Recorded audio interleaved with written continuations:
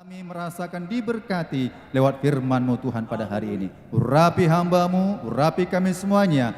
Pasti kami menerima berkat daripada Tuhan. Terpujilah nama Bapa di surga. Kami siap mendengarkan firman-Mu. Dalam nama Tuhan Yesus Kristus, kami berdoa dan mengucap syukur. Bersama-sama yang kita percaya katakan, amin. Silakan duduk Bapak Ibu Saudara-saudara. Shalom. Ya, salam damai sejahtera dari Tuhan kita Yesus Kristus. Hingga hari ini kita tetap merasakan kasih Tuhan dan berkat Tuhan. Bapak Ibu Saudara-saudara, minggu lalu kita sudah dengar firman Tuhan bahwasannya harta yang abadi itu bukanlah di bumi, tetapi harta yang kekal itu adalah di surga. Amin. Jadi mari kita bersama-sama menyimpan harta di surga. Dan hari ini berkaitan juga tentang khotbah kita bersama pada hari ini yang akan kita dengar. Kita akan mendengar Bapak Ibu Saudara firman Tuhan pada hari ini dengan topiknya adalah ahli waris kerajaan Allah. Bersama-sama kita baca judulnya saja, 1, 2 ya. Ahli waris kerajaan Allah. Tentunya kalau dibilang ahli waris, kita sudah mengerti dan memahaminya Bapak Ibu ya. Setiap orang tua yang memiliki anak tentunya akan mewariskan hartanya kepada anaknya. Jikalau punya rumah, rumah akan diberikan ke anaknya, entah itu si abangan, entah itu si adekan, entah siapa saja, dan sudah ditentukan. Kalau punya mobil, sudah ditentukan ini kepada siapa nanti diwariskan. Kalau punya tanah, ini juga diwariskan. Bagi kita kalangan Batak terkhususnya, biasanya warisan yang paling banyak diberikan yaitu kepada anak laki-laki, ya kan? Dan juga sebagian diberikan kepada anak perempuan. Itu memang sudah adatnya begitu, aturannya begitu. Nah, kalau orang tua sudah meninggal, maka warisan itu akan diberikan dan sudah ada wasiatnya diberikan. Kenapa ada wasiatnya? Karena kalau nggak dibuat wasiatnya, nanti keluarga tersebut anak-anaknya berebutan, ya kan? Maka orang tua yang memiliki harta yang banyak itu sudah dibuat wasiatnya. Si A ini, si B ini, si C ini. Nah, untuk hari ini kita nggak bahas warisan yang di bumi. Karena warisan di bumi semuanya akan lenyap dan sirna. Kita akan lihat warisan yang kekal selama-lamanya. Kita baca Roma 8 ayat 17. Bersama kita baca 1, 2, 3 ya. Dan jika kita adalah anak, maka kita juga adalah ahli waris. Maksudnya orang-orang yang berhak menerima janji-janji Allah yang akan menerimanya bersama-sama dengan Kristus, yaitu jika kita menderita bersama-sama dengan Dia, supaya kita juga dipermuliakan bersama-sama dengan Dia. Ada warisan yang akan kita terima bersama-sama dengan Tuhan. Warisan yang kita terima bukanlah seperti warisan yang kita pahami yang ada di bumi ini. Sekalipun kita memiliki harta dan kekayaan dunia ini, Alkitab bilang jika jiwamu ya binasa, apalah artinya? Bapak Ibu Saudara-saudara, semua kita anak-anak Allah. Amin. Kita anak Allah ya. Ingat, anak-anak Allah itu predikat yang diberikan kepada kita. Tapi ada syarat dan ketentuan yang berlaku. Gak cukup identitas kita anak Allah, Bapak Ibu Saudara, maka ada kategori yang asli dan yang palsu, yang kambing, yang domba, itu perlu introspeksi. Ya, anak-anak Allah yang dimaksud ini betul-betul anak-anak Allah. Warisan saya Astu Bonatua Situmorang akan saya wariskan kepada anak saya yang saya kenal, nggak kepada anak orang lain, nggak kepada marga Silalahi, tidak marga Sinaga, tapi tetap anak saya. Ada pengakuan anak saya yang dilahirkan dari orang tua kandungnya. Demikian juga kita. Kita mengalami kelahiran kembali, kita dilahirkan di dalam nama Yesus, maka kita menjadi anak-anak Allah. Amin. Nah, ahli waris dalam Alkitab, Bapak Ibu Saudara, berkata demikian ringkasannya. Orang percaya yang menerima janji dan berkat dari Tuhan, baik dalam bentuk warisan fisik seperti tanah dalam perjanjian lama, maupun warisan rohani, yaitu keselamatan dan kehidupan kekal dalam perjanjian baru. Kita perhatikan Bapak Ibu Saudara, ya. Jadi warisan itu berkat-berkat yang akan kita terima dalam kehidupan kita. Ada yang di bumi dan ada yang abadi kekal selama-lamanya. Amin. Kita lihat warisan dalam perjanjian lama, supaya kita secara sudut pandang Alkitabiah ada perbandingan, ya. Ada perbandingan perjanjian lama dan ada perbandingan perjanjian baru. Ahli waris dalam perjanjian lama dikatakan demikian, merupakan konsep ahli waris kerajaan Allah, lebih sering dikaitkan dengan janji Allah kepada Abraham dan keturunannya serta umat Israel secara keseluruhan. Warisan ini meliputi tanah perjanjian, berkat Allah, dan janji Mesias. Dalam perjanjian lama, ahli waris itu Bapak Ibu Saudara cenderung dalam bentuk fisik. Ketika Allah memanggil Abraham, dipanggil Abraham dari Ur Kasdim, Tuhan Allah berkata, Abraham, keluarlah dari Ur Kasdim, pergilah ke suatu tanah yang akan kuberikan kepadamu. Abraham tidak tahu lokasinya di mana, tapi dia beriman, ini warisan yang akan kuterima dari Allah pencipta semesta alam. Ya, jadi Abraham, ahli waris dalam perjanjian lama, pertama Abraham dan keturunannya sebagai ahli waris janji Allah. Itu yang pertama. Jadi Abraham punya anak, anaknya bernama Ishak, ya kan? Anaknya juga bernama Ismail. Abraham punya putra dua, ya. Jangan dilupakan dalam sejarah, Bapak Ibu Saudara.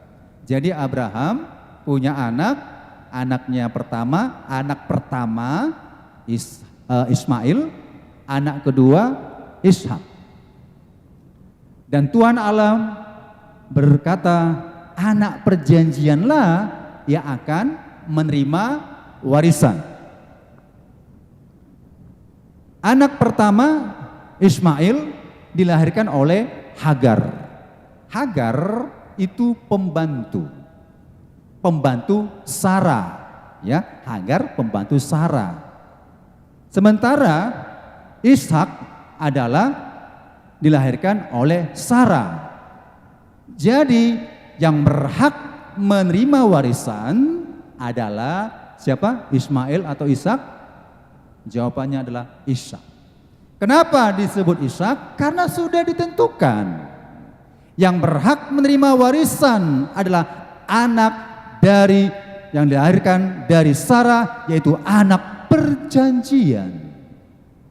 Kalau Ismail bukan anak perjanjian, tapi Ishak merupakan anak perjanjian. Jadi diwariskanlah kepada Ishak. Ini tanah. Kemudian Bapak Ibu Saudara-saudara, Ishak punya anak dua putranya. Anak pertama Esau, anak kedua Yakub. Ya, anak kedua Yakub. Nah, yang menerima warisan Bapak Ibu Saudara bukan Esau. Bukan anak pertama menerima warisan, tapi yang menerima warisan adalah Yakub. Jadi kita lihat silsilahnya berdasarkan berkat-berkat yang diberikan warisan tersebut. Esau tidak menerima warisan, sekalipun itu anak kandungnya. Ini berkaitan tentang anak Allah. Jangan katakan, aku anak Allah, aku terima warisan. Tunggu dulu, Alkitab kita bicara dulu perjanjian lama. Ismail anak Abraham tidak menerima warisan. Esau, putranya Yakub yang pertama, tidak menerima warisan. Yang menerima warisan adalah Yakub. Poin yang kedua, ya, Yakub, Bapak Ibu saudara-saudara, diubah namanya menjadi Israel. Ya, diubah namanya menjadi Israel. Jadi warisan itu dari Abraham turun ke Ishak, turun ke Yakub, turun ke Israel. Dalam Ulangan 1 ayat 8 berkata, ketahuilah, aku telah memberikan negeri itu kepadamu, masukilah, dudukilah negeri yang dijanjikan Tuhan dengan sumpah kepada nenek moyangmu, yakni kepada Abraham, Ishak, dan Yakub, untuk diberikan kepada mereka dan keturunan mereka. Ini berbicara warisan tanah perjanjian. Tanah perjanjian, Bapak Ibu Saudara, ini sudah ketentuan Tuhan. Allah berfirman, gak bisa dibatalkan. Kalau Allah sudah berfirman, Abraham, siapa yang memberkati engkau akan diberkati. Siapa yang mengutuki engkau akan dikutuk. Berkat itu juga kepada Ishak. Siapa mengutuki engkau, Ishak akan terkutuk. Siapa memberkati engkau, Ishak akan diberkati. Warisan berkat itu juga turun. Yakub, siapa yang memberkati engkau akan diberkati. Siapa yang mengutuki engkau akan terkutuk. Itu berkat Abraham. Yakub berubah nama Israel. Israel, siapa yang memberkati engkau akan diberkati. Israel, siapa yang mengutuki engkau akan dikutuk. Itu firman. Makanya kita tidak boleh mengutuki Abraham, tidak boleh mengutuki Ishak, tidak boleh mengutuki Yakub, tidak boleh mengutuki Israel. Itu janji warisan daripada Allah itu sendiri yang diberikan kepada Israel. Merupakan tanah perjanjian. Letaknya itu disebut tanah Kanaan. Dahulu disebut tanah Kanaan. Sekarang disebut tanah Filistin. Ini tanah yang diwariskan oleh Tuhan Allah kepada Abraham. Ahli waris dalam perjanjian lama adalah suku Lewi sebagai ahli waris pelayanan kepada Tuhan. Dalam Bilangan 18 ayat 20, Tuhan berfirman kepada Harun, engkau tidak akan mendapat bagian milik pusaka di tanah mereka dan tidak akan mendapat bagian di tengah-tengah mereka. Akulah bagianmu dan milik pusakamu di tengah-tengah orang Israel. Lewi menerima warisannya adalah sebagai umat yang melayani pekerjaan Tuhan di tabernakel. Lewi tidak boleh mencari nafkah di luar, cari makan, karena itu sudah diwariskan kepada Lewi, bahwasanya hidup orang Lewi dari persepuluhan orang-orang Israel. Dia menerima warisan tersebut. Itu Lewi. Nah, kita lihat dalam perjanjian baru. Ahli waris dalam perjanjian baru adalah merupakan konsep ahli waris kerajaan Allah, semakin dipertegas melalui Yesus Kristus. Warisan ini bukan hanya untuk bangsa Israel saja secara fisik, tetapi diperluas kepada semua orang yang percaya kepada Tuhan. Jadi kalau perjanjian lama hanya bangsa Israel, warisan-warisan tersebut. Tetapi dalam perjanjian baru bagi semua orang. baik orang Yahudi, Yunani, Indonesia, Batak, Nias, Karo, Jawa, Melayu, Papua, dan sebagainya. Diberikan kepada semua orang. Amin. Warisan itu akan saya terima, Bapak Ibu terima, semuanya akan terima. Tidak dalam perjanjian lama. Jadi kita konsepnya tidak dalam perjanjian lama. Saudara, jangan mengklaim tanah Palestina sana. Oh, ini tanah kami. Gak bisa, kita Indonesia. Tapi kalau saya orang Yahudi, saya keturunan Benyamin, Lewi, Ishakar dan sebagainya, Bapak Ibu Saudara, saya katakan itu tanah kami yang diberikan Tuhan Allah lewat Abraham, Ishak dan Yakub, itu tanah kami. Mereka berhak mengatakan demikian.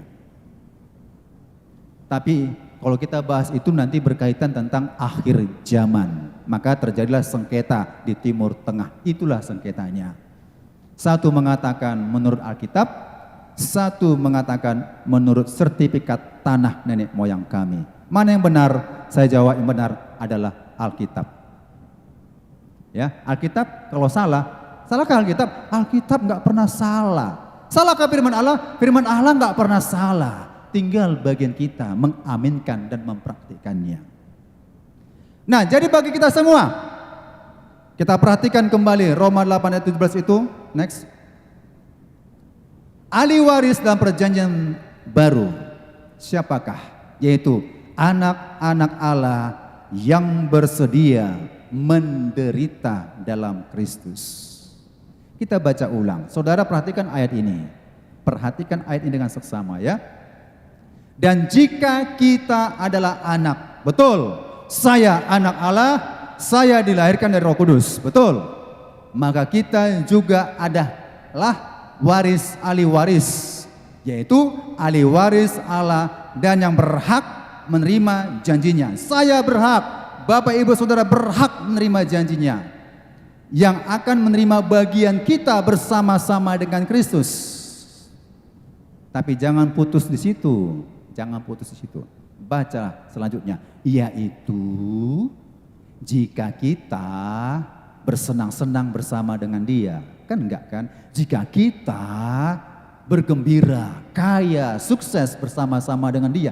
Tidak, yaitu jika kita menderita bersama-sama dengan Dia, supaya kita juga dipermuliakan bersama-sama dengan Dia. Adakah anak-anak Allah tidak mau menderita? Itu bukan anak Allah. Dia ikut Tuhan Yesus mau senang dan gembira, gak mau susah. Dia gak mau menghadapi tantangan dan rintangan. Dia malah asik dengan perbuatan-perbuatan dosa. Disebut anak Allah itu. Gak ada warisan diterima itu. Sama si Ismail, sama dengan si Esau, menjual hak kesulungannya dengan semangkuk bubur kacang merah. Saya belum pernah coba, tapi paling sering saya sarapannya kacang hijau setiap pagi. Kacang merah.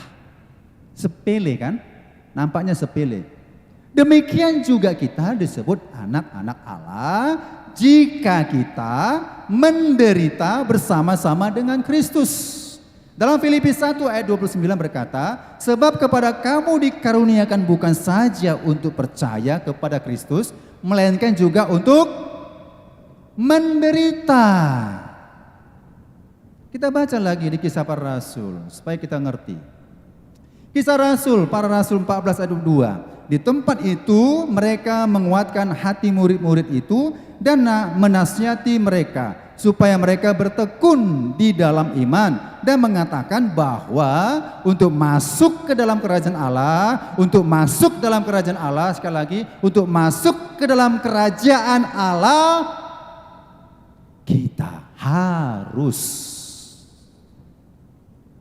ya, kita harus mengalami 1, 2 tantangan, tidak, banyak tantangan, banyak sengsara, banyak kesusahan, banyak penderitaan.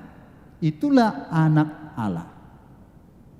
2 Timotius 3:12 berkata juga, memang setiap orang yang mau hidup beribadah di dalam Kristus Yesus akan menderita aniaya.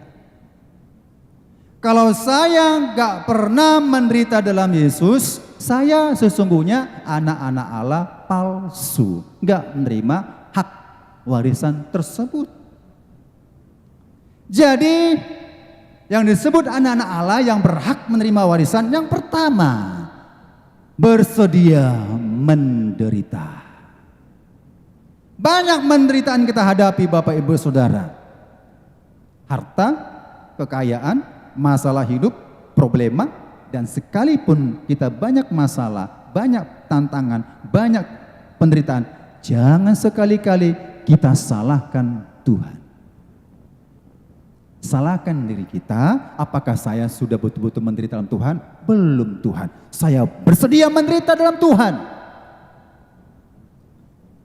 Diejek orang, dihina orang, dikucilkan orang, mungkin itu hal yang kasar kita alami penderitaan tersebut. Saya beribadah dihalang-halangi, enggak level kita lagi itu. Kita pasti tetap beribadah. Amin. Jangan beribadah, Pak. Jangan ikut Tuhan, Pak. Jangan sungguh-sungguh, Pak. Itu kan merupakan penderitaan, tapi itu sebenarnya masih kecil itu. Tapi penderitaan yang kita alami, mau nggak kita memikul salib? Pikul salib itu kan penderitaan. Banyak hal Bapak Ibu Saudara yang halus-halus datang beribadah dari jarak yang cukup jauh. Menderita nggak itu? Menderita. Datang ke tempat ini dengan prinsip aku tidak terlambat. Tidak terlambat. Menderita. Seharusnya di rumah bisa nyuci kain, ngepel, bersihkan rumah. Ternyata gara-gara hari Minggu saya harus beribadah. Aku harus cepat beribadah. Itu kan menderita. Ini enggak. Datang ke gereja terlambat jam 10:15, 10:30. Tak mau menderita. Bukan anak Allah. Ya, itu hal yang halus. Baca Alkitab misalnya, anak Allah, kau anak Allah ya? Iya. Pernah baca Alkitab ya? Gak pernah, gak anak Allah. Kau anak Allah ya? Anak Allah. Pernah berdoa? Gak pernah, yang penting aku Kristen. Bukan anak Allah.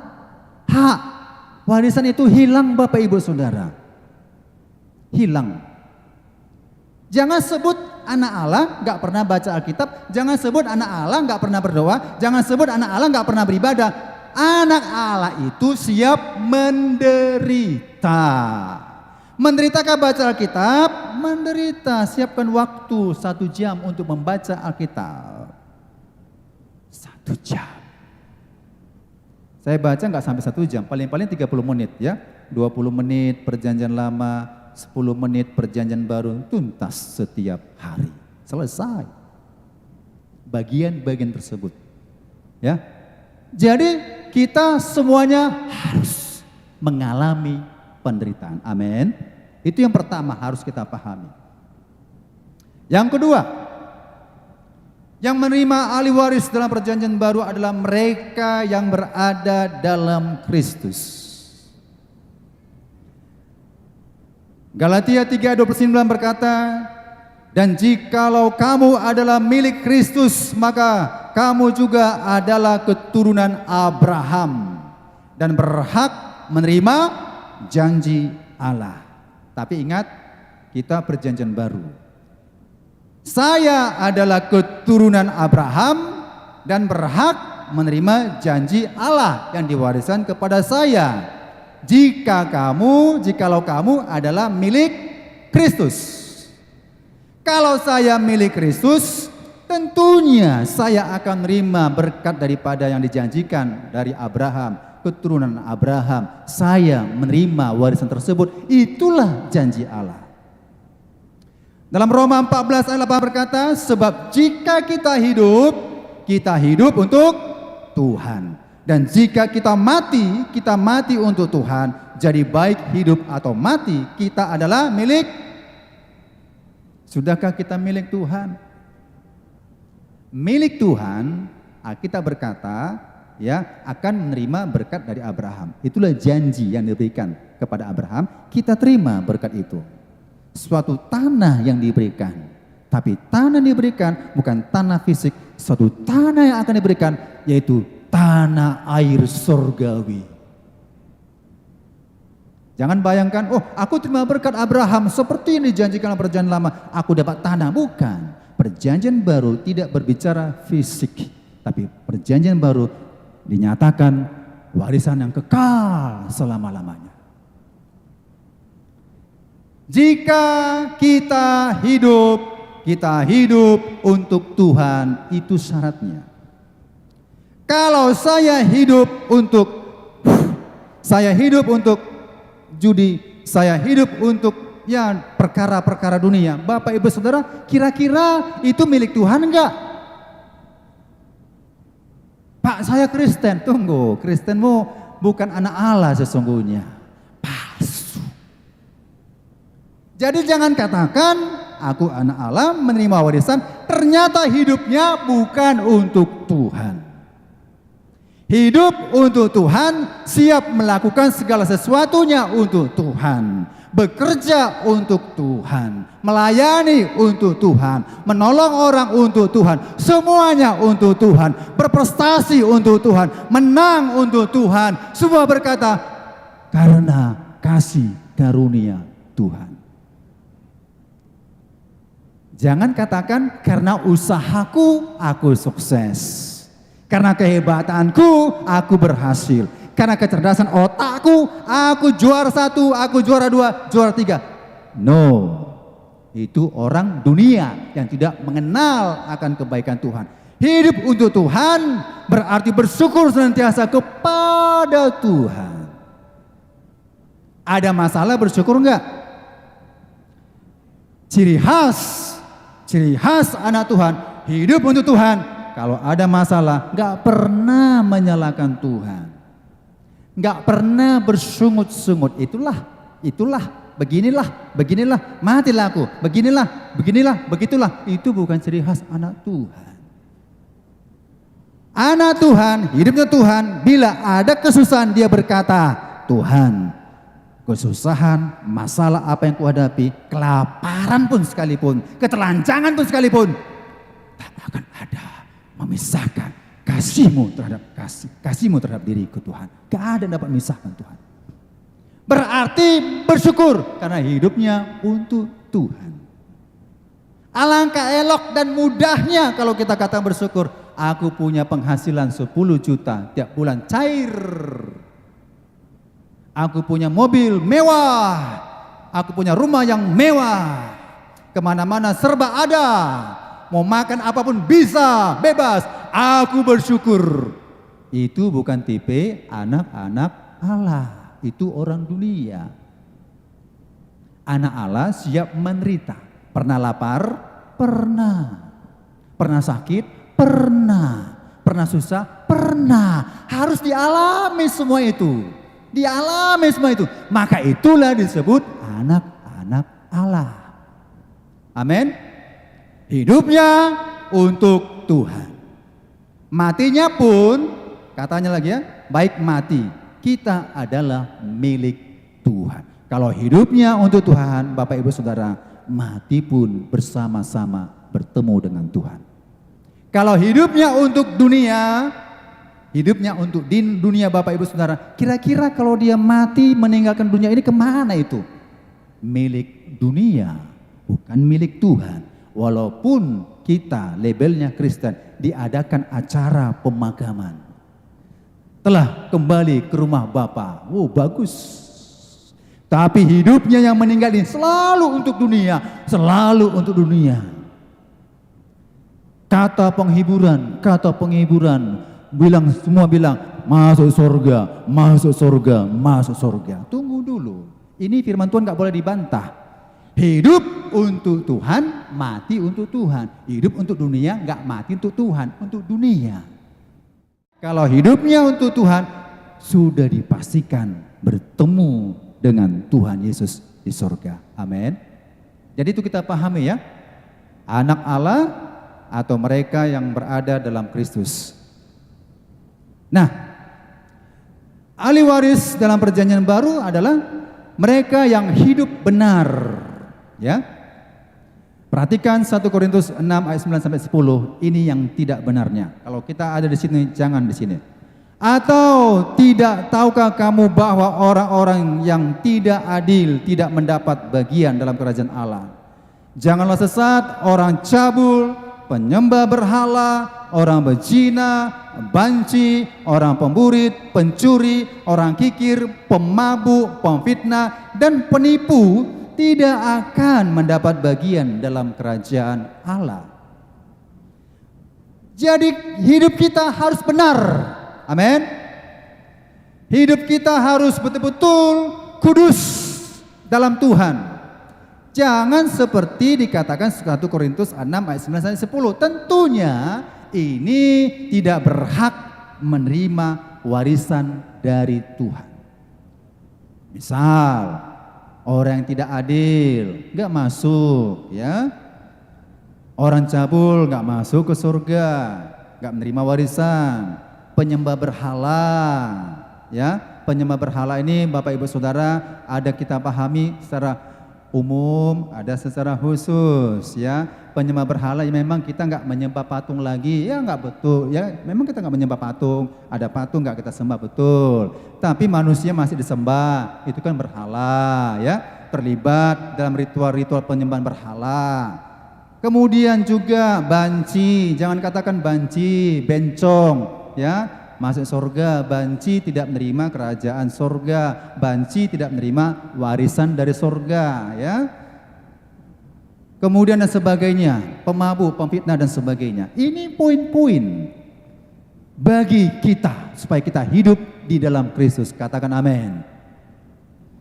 Nah, kemudian siapa lagi menerima warisan tersebut? Mereka yang lemah lembut dan beriman. Saya baca Yakobus 2 ayat 5. Dengarkanlah hai saudara-saudara yang kukasihi. Bukankah Allah memilih orang-orang yang dianggap miskin oleh dunia ini untuk menjadi kaya dalam iman dan ahli waris kerajaan yang telah dijanjikannya kepada barang siapa yang mengasihi Dia. Orang yang lemah lembut dan beriman akan memiliki bumi.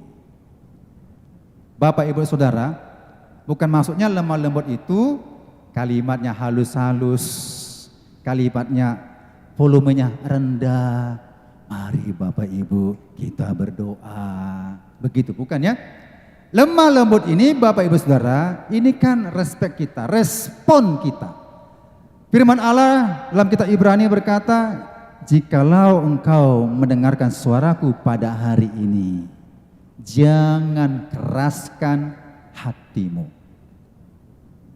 Bagi yang lemah lembut, aku gak mau mengeraskan hati karena aku lembut. Firman Allah diberikan kepada kita, Bapak Ibu Saudara, terimalah dengan lemah lembut. Amin. Jangan hati yang berbatu-batu. Jangan hati yang semak belukar. Jangan hati yang pinggir jalan.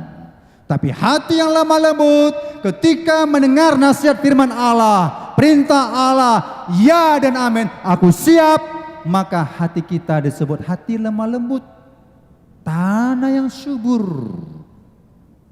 Siap menerima firman Allah, siap menerima teguran, siap menerima apa yang dinyatakan salah, aku siap, aku mau berubah. Aku siap dididik dalam kebenaran. Aku siap. Itu yang lemah lembut. Amin.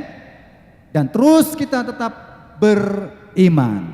Dan inilah yang akan menerima ahli waris kerajaan di surga.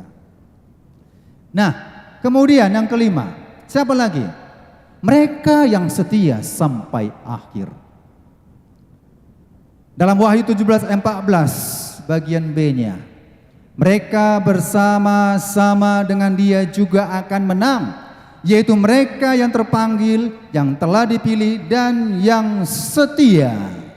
Dalam Matius 25:34, mari hai kamu yang diberkati oleh Bapakku, terimalah kerajaan yang telah disediakan bagimu sejak dunia dijadikan.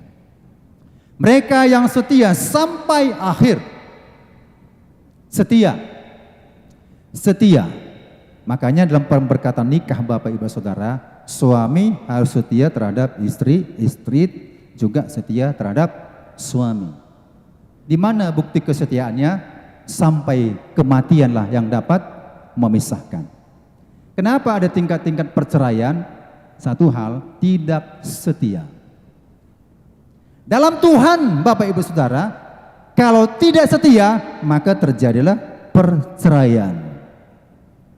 Pernikahan suami istri tidak setia, terjadi perceraian. Lihat itu artis-artis. Karena banyak uangnya. Coba sama-sama kiri ya kan. Karena banyak uangnya. Gampang menceraikan. Apalagi laki-laki. Banyak uangnya. Putus, mau putus, putus. Aku bisa sama si Ani kok. Menikah sama si Ani, putus, putus. Aku bisa sama si Lydia kok. Nikah sama si Lydia, putus, putus. Ada duit, tidak setia. Kepada Tuhan setia sampai mati. Itulah akhir. Setia berbicara itu Bapak Ibu Saudara bukan karena setia beribadah saja. Semua dalam kehidupan kita, segala kehidupan kita harus setia. Jangan katakan, Pak aku udah setia beribadah. Belum tentu hanya itu aja setia. Setia itu apa yang dikatakan firman Tuhan dari A sampai Z, lakukan. Itu setia. Selesaikan, itu setia. Tamatkan, itu setia. Setia berarti sampai habis. Akhir kalimat mengatakan sampai mati. Paulus mengatakan, aku sudah mengakhiri pertandingan iman sampai garis akhir. Itulah yang setia. Maka Tuhan mengatakan, tempatmu adalah di kerajaan sorga. Maka inilah yang menerima warisan kerajaan sorga, Bapak Ibu Saudara. Nah, dari kita lihat perjanjian lama dan perjanjian baru tentang ahli waris. Perjanjian lama warisan lebih berfokus pada tanah perjanjian dan keturunan Abraham secara fisik. Perjanjian baru warisan adalah hidup kekal dalam Kristus bagi semua yang percaya, baik Yahudi maupun non-Yahudi. Sekarang kita ingin tahu apa saja warisan kerajaan Allah itu. Dalam Alkitab, warisan kerajaan Allah adalah segala sesuatu yang diberikan oleh Tuhan kepada orang-orang percaya sebagai bagian dari janji keselamatannya. Warisan ini mencakup kehidupan kekal, kemuliaan, damai sejahtera, dan kepenuhan janji Allah. Tentunya yang pertama, warisan yang kita terima adalah kehidupan kekal bersama dengan Tuhan. Katakan amin. Ya. Kita tahu ayat Yohanes 3:16. Karena begitu besar kasih Allah akan dunia ini sehingga ia mengaruniakan anak yang tunggal supaya setiap orang yang percaya kepadanya tidak binasa melainkan beroleh hidup yang kekal. Ini warisan pertama. Setiap orang percaya kepadanya menerima warisan hidup yang kekal. Tapi jangan pegang konsep sekali percaya tetap selamat dan seterusnya. Belum. Harus dibaca, kerjakan keselamatanmu. Bukan mengatakan begini, Pak aku percaya hari ini, besok bagaimana? Kan gitu. Ya, jangan dipersingkat arti percaya. Arti percaya itu panjang dan lebar luasnya menurut ukuran standar firman Allah ya. Percaya, janji pertama kita terima warisan kehidupan yang kekal. Apalagi warisan yang akan kita terima? Kemuliaan bersama Kristus. Ya. Wahyu 22 ayat 5 mengatakan, dan malam tidak akan ada lagi di sana dan mereka tidak memerlukan cahaya lampu dan cahaya matahari sebab Tuhan Allah akan menerangi mereka dan mereka akan memerintah sebagai raja sampai selama-lamanya. Ini warisan, ikut memerintah dengan Dia di kerajaannya, Bapak Ibu Saudara. Jadi kita diberikan sebagai tempat yang mulia. Kenapa bukan malaikat?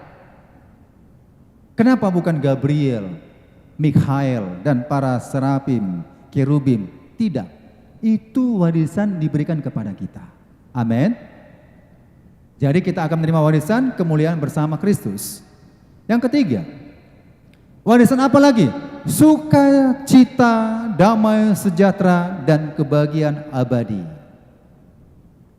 Roma 14 ayat 17 berkata, sebab kerajaan Allah bukanlah soal makanan dan minuman, tetapi soal kebenaran, damai sejahtera, dan sukacita oleh Roh Kudus. Itu warisan. Ya, gak kelihatan kan? Gak kelihatan. Jadi jangan harap katakan begini, Tuhan berikanlah warisanmu Tuhan. Kaya, sukses, punya harta banyak, punya uang yang banyak. Ya, tidak. Carilah dahulu kerajaan Allah dan kebenarannya. Ya, Matius 6 ayat 33. Cari dahulu. Maka semuanya akan ditambahkan kepadamu. Jangan langsung pandang apa yang ditambahkan kepadamu, harta, uang, ya kekayaan, punya rumah dan sebagainya. Tidak. Yang ditambahkan kepadamu apa? Damai sejahtera, kebenaran dan sukacita. Kemudian menyusullah itu berkat-berkat yang lain. Jangan katakan berkat dari Tuhan pertama adalah kaya. Berkat daripada Tuhan adalah kecerdasan, kepintaran, kesuksesan, gelar A, gelar B, gelar C. Bukan itu berkat warisan itu. Berkat warisan yang diberikan kita selama kita masih bernapas di bumi ini adalah damai sejahtera. Amin. Sukacita dan kebenaran. Itu warisan. Di tengah-tengah penderitaan kesusahan kita bisa merasakan sukacita dan damai sejahtera. Cara mengujinya Bapak Ibu Saudara, apakah saya sudah menerima damai sejahtera Tuhan dan sukacitanya? Ketika ada problema dan masalah. Kalau hidup kita serba kurang, ada nggak damai sejahtera dalam hidup kita? Kalau nggak ada, ditanya diri kita ini. Kalau hidup kita selalu sakit, adakah damai sejahtera dalam hati kita? Tapi kalau mengatakan nggak ada Tuhan itu, susahnya hidupku, apalah aku ini, beginilah aku ini, itu belum menerima warisan daripada Tuhan.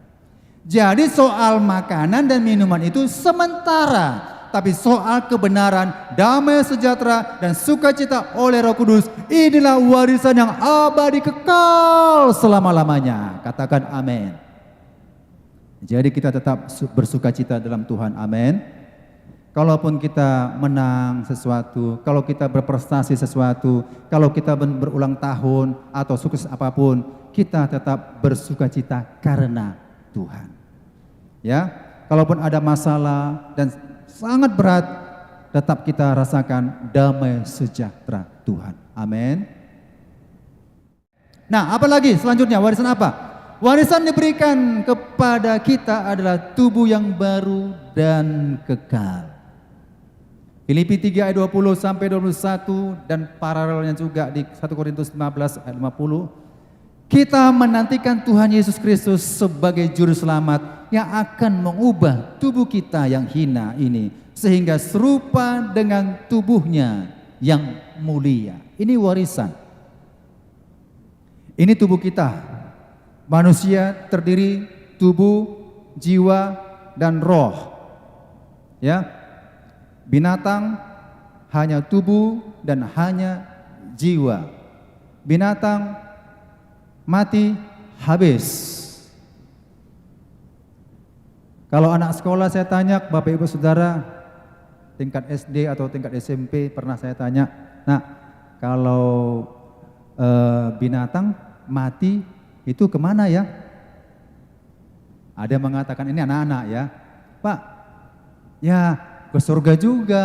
Anjing kesayanganku mati masuk surga juga. Oh, kalau ada ikan kesayangan ke surga, oh gitu ya. Udah nggak apa-apa, bagus jawabannya kan. Tapi kita luruskan, kita bilang manusia terdiri tubuh, jiwa, dan roh. Binatang terdiri tubuh dan jiwa. Tumbuh-tumbuhan tubuh saja, tidak ada jiwa, tidak ada roh. Maka jangan ngomong-ngomong sama-sama tumbuhan, pohon beringin. Jangan, itu tubuhnya aja, dia hidup, tubuhnya aja. Nah, jadi binatang tidak ada masuk surga, karena binatang hanya tubuh dan jiwa.